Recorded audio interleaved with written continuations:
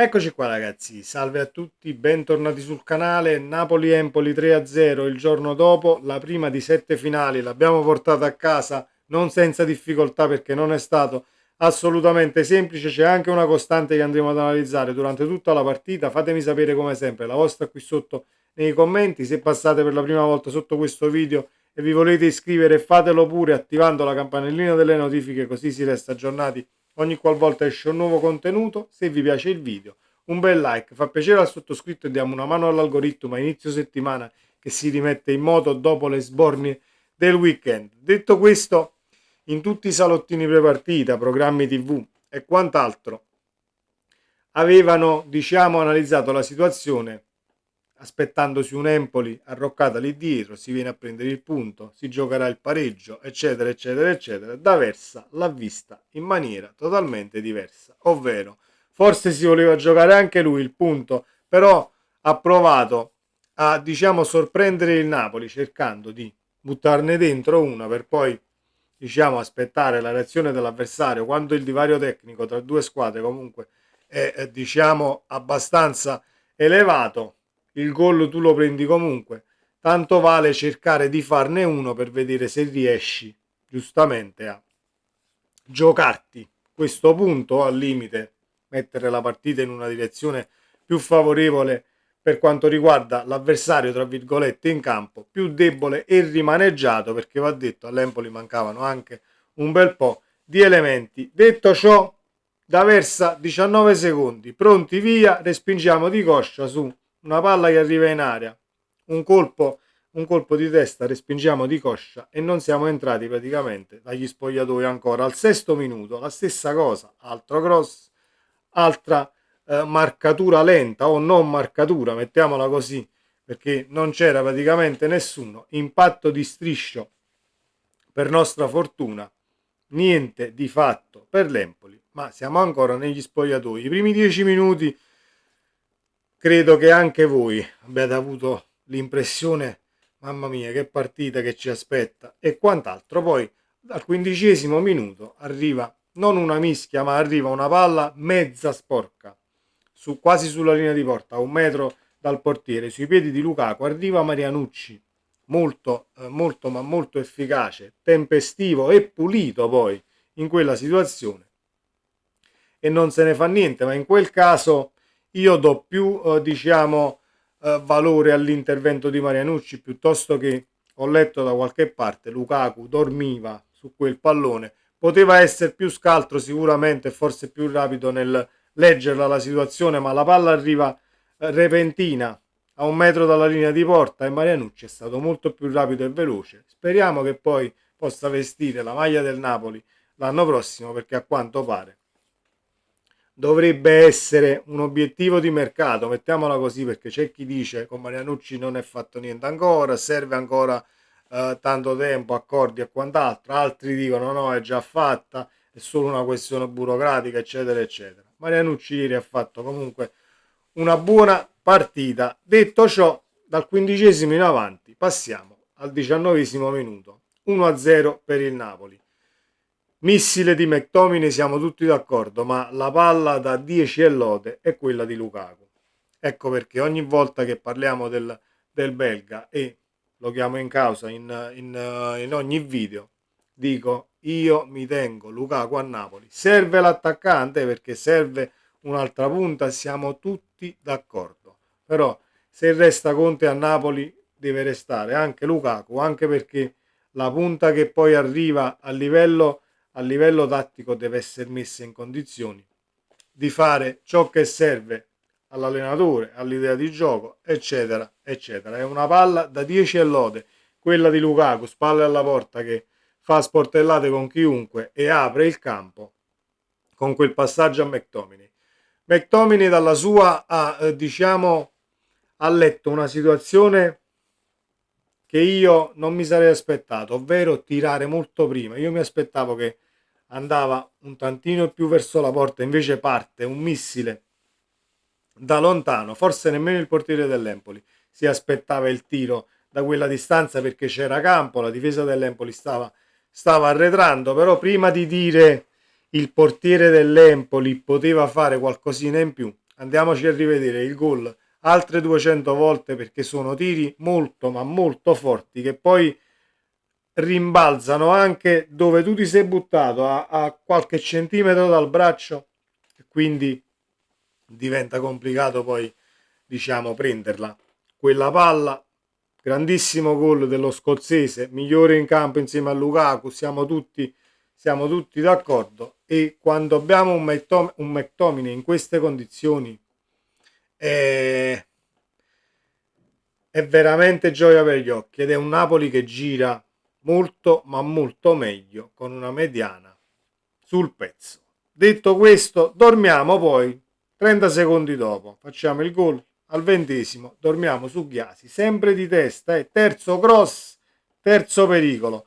Politano a giro al 21°, poi sul proseguo dell'azione la palla arriva a Gilmour che nella mischia con tantissimi avversari addosso tra compagni e ovviamente calciatori dell'Empoli riesce anche a servire un cioccolatino nello stretto in aria, che poi sfuma e non ne approfittiamo. Però l'intelligenza tattica, la calma e la lettura di ciò che si deve fare in un determinato momento fa di Gilmour il futuro del centrocampo del Napoli, così come McTominay, e quindi in mediana diciamo che abbiamo messo le basi per il Napoli che verrà. Poi c'è quella situazione, fallo di mano, Mazzocchi, non Mazzocchi, è stato spiegato che comunque il ravvicinato, il rimpallo da terra verso il braccio e quant'altro non si può fischiare calcio di rigore per regolamento, senza che si fanno polemiche, perché ho anche letto, ecco la nuova Juve dopo la partita di ieri. Comunque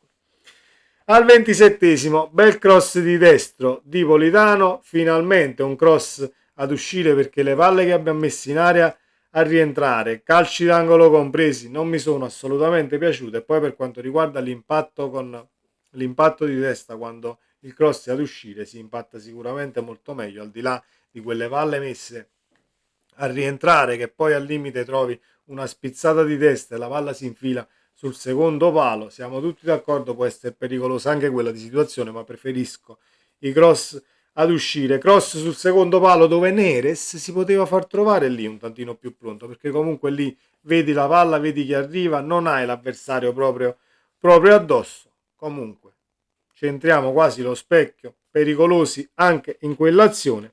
Quarto cross al 31°, è una punizione dalla tre quarti per quanto riguarda l'Empoli, e comunque in ritardo sulle palle alte. Non ne abbiamo presa una di testa nel primo tempo. Poi è un Napoli che aveva comunque difficoltà e ha avuto difficoltà per tutto il primo tempo ad uscire palla al piede dal basso.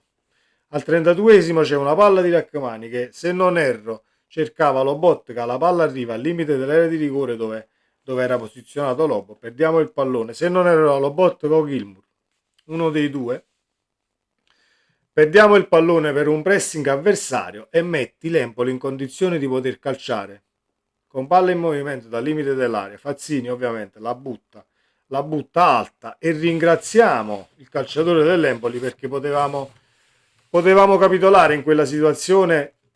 Letta male quella linea di passaggio, quella palla o la dai lungolinea oppure la lanci come hai fatto poi tante volte nella prima frazione di gioco, la lanci verso Lukaku, la domestica, non la domestica, almeno non ci hai rimesso, diciamo, il gol avversario. Al 38° un tiro di Gilmour alto, al 39° Esposito all'improvviso. A me è piaciuta l'intenzione di quel tiro, la personalità del calciatore, perché ovviamente lo devi pensare e leggere in una frazione di secondo. Meret messo in una posizione più che giusta, perché se era un passettino più avanti rischiavamo la frittata sul tiro di Esposito. E ovviamente c'è un filtrante al 45° mancato da McTominay, ma per un non nulla lanciavamo Neres in porta, e forse diciamo che poteva essere anche un eventuale 2-0 e andavamo a riposo col doppio vantaggio. Fatto è 1-0. Primo tempo, andiamo negli spogliatoi ed entra un Napoli totalmente diverso. Entra un Napoli che nella ripresa ha giocato un'ottima partita, l'Empoli non si è visto nella maniera più assoluta, salvo qualche situazione che andremo ancora ad analizzare, nell'area di rigore del Napoli. 46esimo, angolo di Gilmour, GG di testa alto. 52esimo, Scott servito da Billy in aria, si libera e tira alto. Due dribbling, ritorna poi sul destro, la palla esce alta ma anche sull'esterno, però che grandissimo calciatore, che grandissimo aggancio che poi in quella situazione ha fatto Scott McTominay. Al 54esimo, lampo di Neres, avanti, indietro, sulla fascia, entra in area, mette la palla al centro e Olivera sbuccia di testa. Ci siamo totalmente sul pezzo per quanto riguarda, diciamo, la ripresa. 56esimo arriva il 2-0.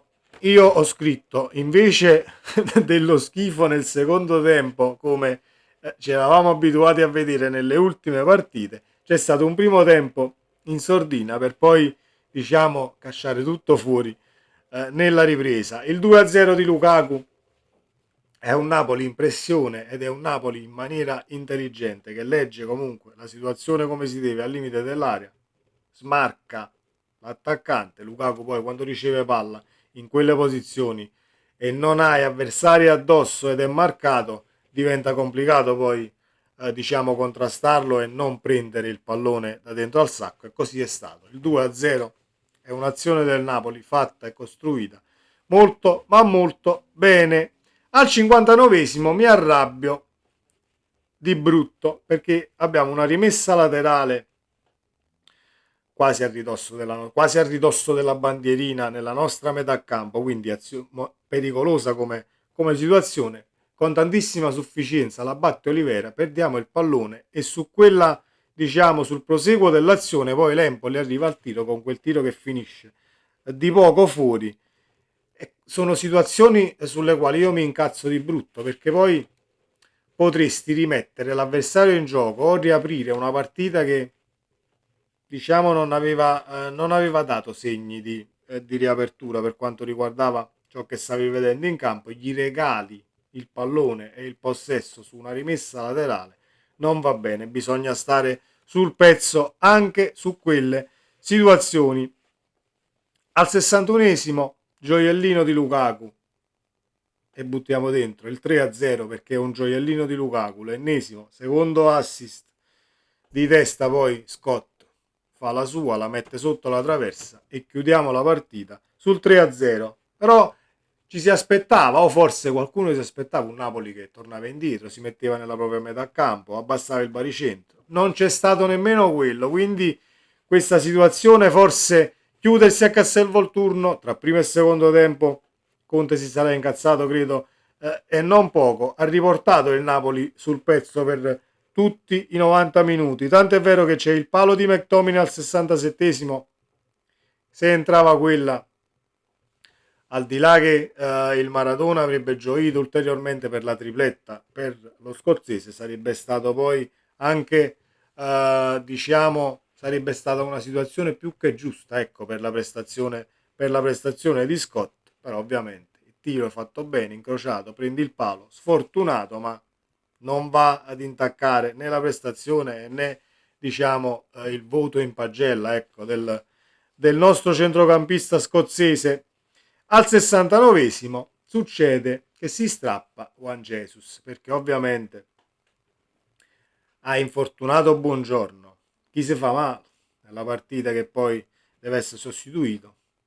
Chi lo sostituisce? Mica si può infortunare, che ne so, l'esterno destro, oppure un affaticamento, non lo so, in porta, Meret, qualche centrocampista, no, assolutamente no. Si strappa Juan Jesus e quindi Conte ha già ribadito in conferenza stampa post partita, Rafa Marin ne ha mangiata di erba, potrebbe tranquillamente dire la sua, o può tranquillamente dire la sua. Lo aspettiamo comunque contro il Monza, perché la linea di difesa era rimaneggiata ieri, sarà un tantino rimaneggiata anche contro il Monza, anche se tornerà Di Lorenzo, quindi sarà Di Lorenzo, Rachmani, Rafa Marin e Olivera la linea di difesa contro il Monza, ma poi ci arriviamo. Non è questo Il contenuto: al 69esimo si strappa Juan Jesus, al 78esimo il Napoli è ancora in attacco, Neres crea il panico, entra e esce dall'area di rigore, palla rasoterra per Lukaku, Tapin che di poco finisce dentro, di pochissimo al lato, bella l'azione sia di Neres e sia Lukaku che comunque con l'avversario alle spalle si è fatto trovare pronto e in anticipo per cercare di ribadire in rete il pallone. Attenzione al pasticcio in area all'80esimo, l'abbiamo visto, c'era anche Meret su quella palla a campanile, tra virgolette, un po' di sufficienza anche lì, ma non succede niente. 85esimo, McTominay in fuorigioco, era fuorigioco, però c'è una girata in area di rigore che è stupenda, anche quella fuorigioco di pochissimo, è un Napoli che ha coperto gli spazi come si deve, si è inserito con i tempi giusti in area di rigore, non ha sofferto assolutamente l'avversario per territorialità e né tantomeno per dinamicità questa volta. E al 92esimo cross ancora, ci perdiamo Grassi, quinto cross, quinta palla che non abbiamo seguito. Ecco la costante che vi dicevo poi ad inizio video. Noi abbiamo subito 5 cross e su 5 cross non abbiamo preso una palla di testa. Non voglio dire che è un campanello d'allarme, però è una situazione da leggere un tantino in maniera diversa, perché trovi qualche ariete in area di rigore o calciatori che comunque hanno nel colpo di testa, diciamo, qualcosina in più. Diventa un tantino più complicato, però non si può avere tutto dalla vita e siamo tutti d'accordo, era una partita molto ma molto complicata, in primis perché la dovevi giocare 6 punti dietro, ovviamente giochi di lunedì, l'Inter gioca di sabato, l'Inter ha vinto, ti ritrovi ad inseguire, quindi la pressione da gustare, come dice Antonio Conte, l'abbiamo tranquillamente retta. E poi mi fa piacere che il Napoli sia uscito fuori soprattutto nella ripresa, invece di fare un primo tempo che è Napoli nel primo tempo e poi entri nel secondo e non si sa nemmeno di cosa si sta parlando. Conte dice non c'è un problema, non c'è stato un problema secondo i tempi, ci affidiamo sicuramente a lui e le valutazioni, i risultati dicono che comunque qualche punto nei secondi tempi l'abbiamo perso e quindi Conte pur tenendo sicuramente l'ambiente sul pezzo e senza fare drammi saprà come saprà e l'ha già fatto un tantino perché l'abbiamo visto ieri, saprà come intervenire e cercando con i piedi per terra di fare questo percorso netto e portare a casa 21 punti per poi diciamo andare a vedere se l'Inter avrà retto il confronto, avrà avuto lo stesso cammino, hanno la Champions, avranno la Coppa Italia, quindi energie che sicuramente spenderà diversamente, non voglio dire più o meno, a differenza del Napoli, perché abbiamo visto quest'anno e abbiamo toccato con mano che il non giocare le coppe o l'infrasettimanale non è un vantaggio nella maniera più assoluta e ce l'hanno detto anche diversi calciatori, non solo del Napoli, perché poi giocare una partita a settimana ti porta a pensare ad un match per 7 giorni, sia quello che hai giocato la settimana prima e al limite ci hai rimesso 3 punti e ti può portare scorie a livello mentale, e sia quello là che poi deve arrivare. Invece con l'infrasettimanale svolti subito, che sia stata una sconfitta o che sia un risultato diciamo molto largo, una prestazione superlativa della tua squadra, svolti perché devi restare sul pezzo.